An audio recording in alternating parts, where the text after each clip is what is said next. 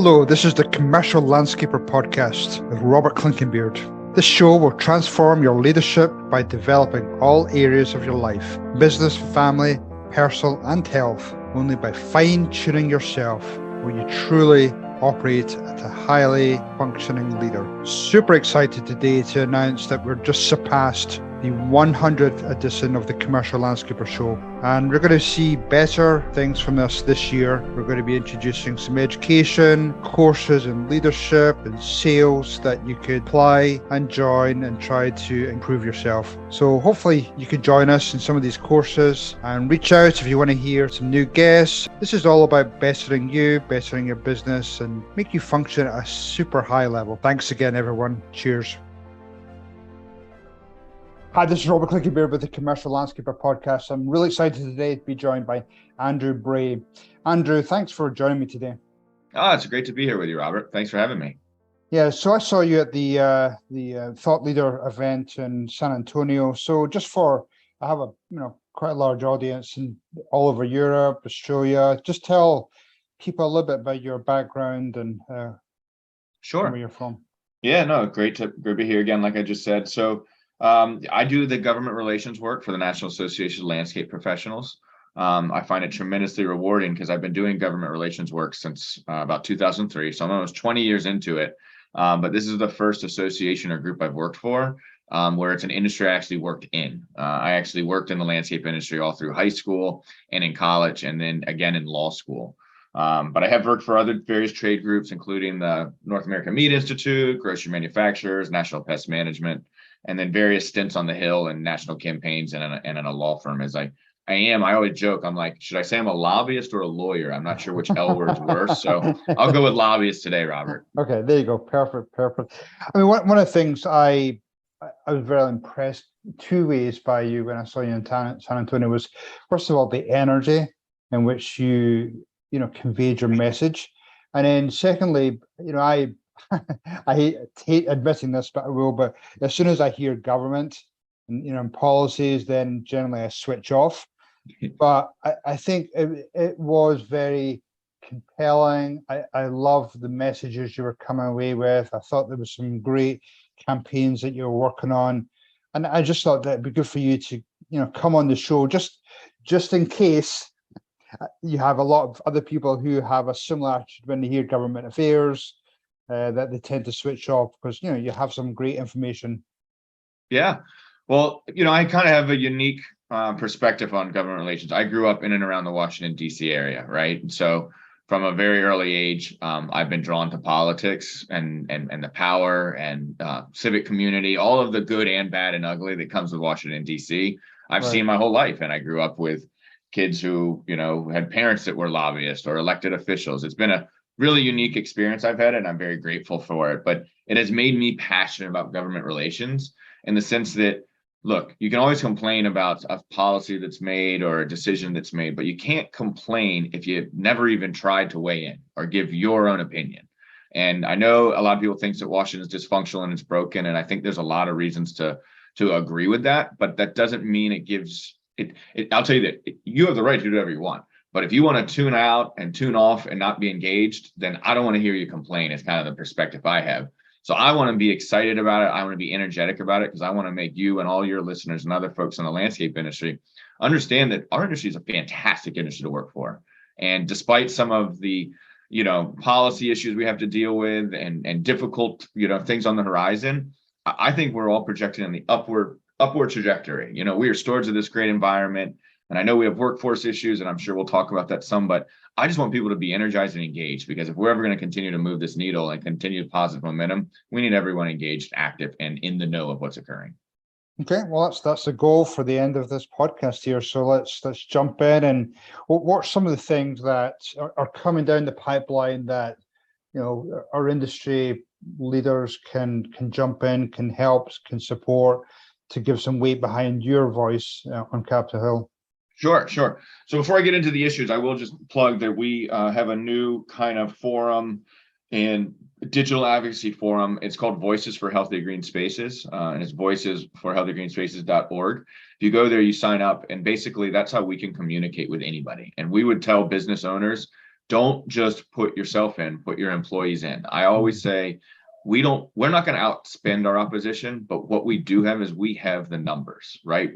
I think it's ironic that it's called grassroots and we are the green industry that helps plant and manage and maintain those grassroots, right? Right. So we need to be able to leverage that. So I would just encourage everybody to please visit that website and get signed up. And trust me, we're not over spamming you on that. We use it to do a monthly email. And then when there is an action alert. So once you're in this database, all of a sudden, say there's some sort of ban, say there's some sort of gas to electric ban in Fairfax County, Virginia, where I am right now. If we have you in there, then we know we can email you and we can send you a note for you to send directly to your elected officials. And you all only have to spend maybe 5 seconds, clicking buttons. You don't have to write anything. And so those numbers really do matter. So I'd encourage people to do that. Yeah, for sure. But as I said, so think of some issues that are happening right now. I think the gas to electric issue continues to be ever so prevalent. It was this time last year that California was pushing forward with a ban on the sale of gas-powered landscape equipment in 2024. And we lobbied very hard to try to see if they would extend that at least for professional commercial grade equipment. And they did not, which is unfortunate. I think it's ironic that right now they can't even charge the equipment because of some of the rolling blackouts or some of the issues they have out there, which was a point we made this time last year, just so you know. Yeah, for sure. But once California did it, it set off a wave of activity, a flurry, as you would say. And despite the fact that most other states are preempted from the Clean Air Act from actually doing anything, they all attempt, let's see, I think we had 8 states attempt to ban either gas-powered leaf blowers or entire sectors of equipment last year. And besides California, nobody else succeeded. Actually, in a really positive note, Colorado at one point was going to ban equipment by 2030, and instead the final bill didn't ban equipment but incentivized it with a 30% tax credit. And we think that that's the prudent course forward, Robert. Like, we understand that this transition's coming. Like, I think we can all agree it's coming, but I always say it's not like a light switch. You can't just turn it on and off. These are investments that companies made. This is a company's equipment. I mean, this equipment's expensive. There's performance issues. So we are urging for a responsible transition, and we like the carrot versus stick approach. And so we're going to continue to push for that. I will also say that in the Inflation Reduction Act that was passed in August and signed into law very recently by President Biden, there is a tax credit in there, 30% for large commercial grade lawnmowers they are considered just like everyone's talking about the electrical vehicle, 30% tax credit. Those large lawnmowers, commercial grade, they've got to hit a few little requirements. Those will be eligible for the 30% tax credit beginning in 2023. So not this year, but beginning next year, you'll be able to apply for that on your taxes. I couldn't assume where can people find out more about those types of details? Sure. If you haven't, if you're an NALP member, you should definitely be receiving the Advocate. It's a Friday email that we put out for basically advocacy related issues. And the really top stories make it into our weekly email, The Edge, that goes to all members. But if you want to get the Advocate, which we do every week, me and my government relations team, Carlos Segunda Martinez and Bob Mann, if you've met the two of them, great team that I've got working with me. We put stuff together. It goes out around noon on Friday, and it's going to touch, pesticide, fertilizer, H2B, gas to electric. And then when the states are in session, right now, most states aren't in session. So the beginning half of the year, though, that's when we're putting out, hey, this bill was just introduced in Rhode Island. This bill was just introduced in Washington. This bill was introduced in Colorado. And so that's where we try to keep everybody informed. And if you would like to get that email, please just email at Andrew. That's my first name, Andrew, Andrew, at Landscape Professionals. There's an S on the end, professionals.org. Okay, perfect. Cool. Thank you. So tell me what else people should be aware of. Sure. I think the other big one, and it's very timely, Robert, that we're having this. So we always talk about labor, and H2B is one of the tools that we think helps with our labor shortage. It's an imperfect tool. I would say imperfect is a nice way to put it. It's a broken tool in many instances because it's got this antiquated 66,000 cap. Okay. In the last few years, the only way we've been able to get any sort of incremental progress was we get these riders put into appropriations annually that gives the administration this authority to release these additional visas. If we don't put that rider in, that's the law. It's 66,000. The administration, nobody can do anything. And so luckily we get these riders in, and the last few years we were getting 15,000, 30,000, which, is something that we would obviously love more, but it's something. This last year, we got 55,000 additional visas. And I think that's a significant win, and it shows progress. More so, it was enough progress that we're starting to bring the other folks that are against solving this problem to the table to finally negotiate a deal. And I'm optimistic that we might be able to get there sometime this Congress or maybe next. But the fact that we're talking, I think, shows that there's mutual desire to fix this program. But why I say it's timely, Robert, is that actually about an hour ago, we got an email from the Department of Homeland Security that said the cap for the first half, and just so your listeners know, they break the 33,000 into two halves, okay? And they go on the government's fiscal year, which is October 1 to September 30th. So the first half cap is October to March, or the end of March, March 30th. And the second half cap is April to September 30th. Most of our members are applying for the April 1 date of need, but many are also sometimes applying for, say, a February or March, where they would be going in the first half cap. It was hit in September. It was hit on September 12th, and we just got the announcement. Oh, that wow. is like 3 years ago, that date was December 14th. The year after, it was November 20th. Last year, I believe it was right around October 29th, and now we jumped to September 12th. Wow. So that should tell you that? Why is that? why it is that people are bringing, it's my opinion, that I think that people are bringing workers in earlier in the season, right, to do fall cleanups, and then sending them back home, right, for a few months, and then bringing them back in for the remainder of their 10-month term. And that way, makes sense. that way they are able to access the program or have some sort of certainty going into the spring busier part of the season.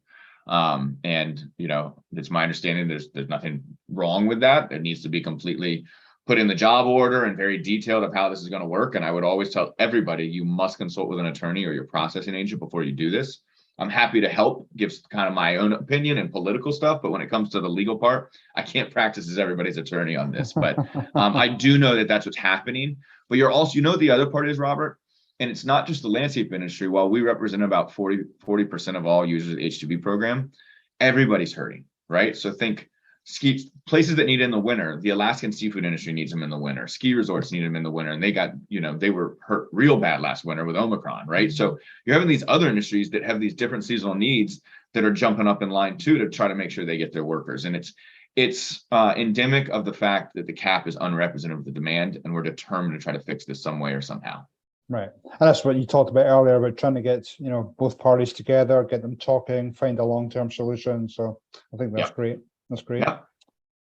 Cool. Some great stuff so far. Any other things that the industry leaders should be aware of? I mean, you've got great platform here. This is all super interesting, really helpful.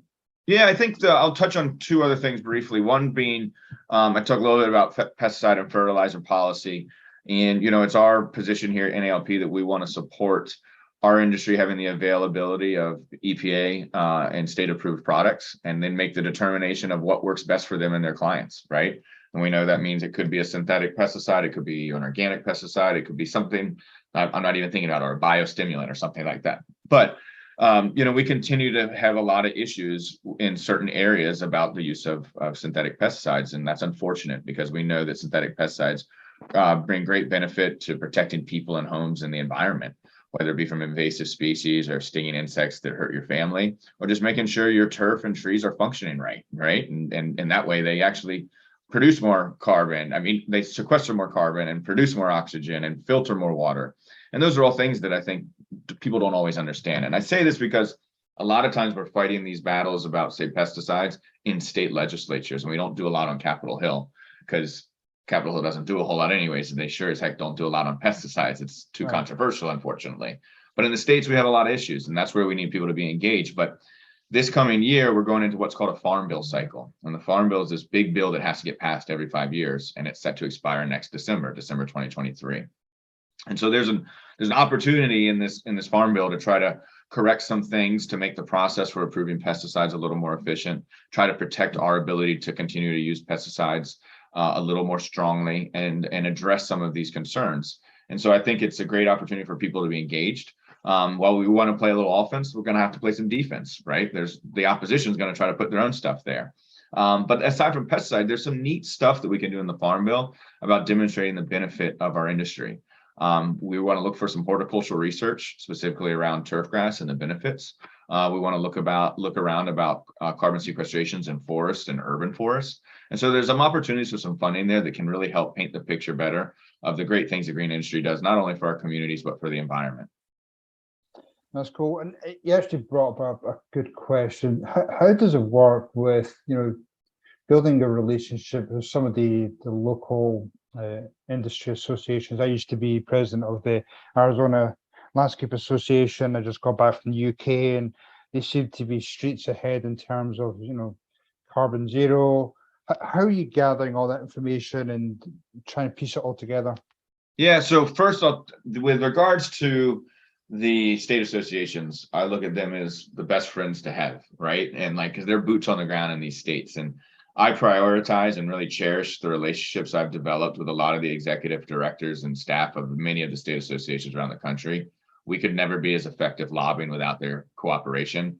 And I'm proud that I think that the way that we have all worked together is beneficial for the whole industry. So if you're not a member of your state association, look up where your state association is and be sure to join. And then obviously be sure to join the National Association. And that's where we work together. And that's where a symbiotic relationship exists to help protect your ability to continue to operate and be profitable. But with regards to some of the data points, Robert, that's like the $1 million question, right? There's a million websites. I've had an intern every summer go through and update this 45-page document that has just gallons of research, good about the industry. And we warehouse it and we have it ready. We use it as talking points. But there's so much out there, right? And it would be great if we could pull it all and condense it into one place. And we've talked about that. We've actually talked about that with state associations, with other like-minded associations that are in the green industry, think American Hort and stuff like that. And so I do think that time's coming because we need to do a better job telling our story in a positive light instead of it being dictated against us, because we do way more good than I think is given credit for sometimes. And so that's something we want to work on, Robert. I wish I had the silver bullet for you, but we're working on it. Right. No, that's great. And it's actually interesting. I've had some conversations recently about, how a lot of landscape companies are now pulling together data from, maybe their CRM system, their ERP system, their GPS. There's so many different data coming into the companies, but they don't necessarily have the expertise or the know-how to try and bring that together and do something with that data. Yeah. So it's just an interesting challenge that we're now facing, especially when a lot of companies are now facing, who are the people that we want to bring into the company. They struggle with that Gen X, Gen Z, but a lot of those kids can effectively help with being so data driven, that mindset around computers, technology. So it's pretty interesting. Well, let's plan to talk again in about 6 months, because this whole concept of being able to value your property, and I don't know if anybody's heard the term ecosystem services, which I think is another way to talk about a lot of stuff we do. We're looking and working on ways that can better help you quantify the value of your property. And that's all I can say right now. And It's something we would love to be able to figure out and be able to bring to everybody in the not so distant future.